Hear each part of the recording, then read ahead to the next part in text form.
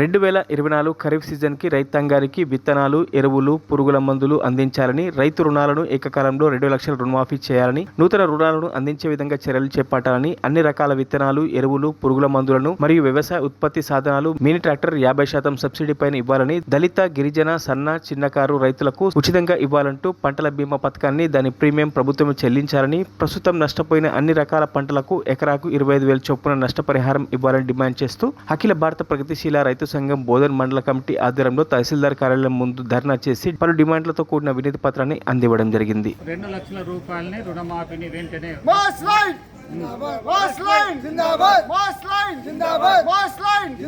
అఖిల భారత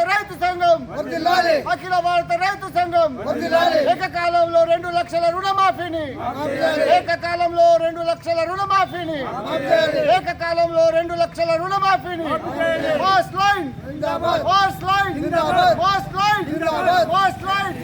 అఖిల భారత రైతు సంఘం అఖిల భారత రైతు సంఘం. మరిన్ని అప్డేట్స్ కోసం మా ఛానల్ని సబ్స్క్రైబ్ చేయండి.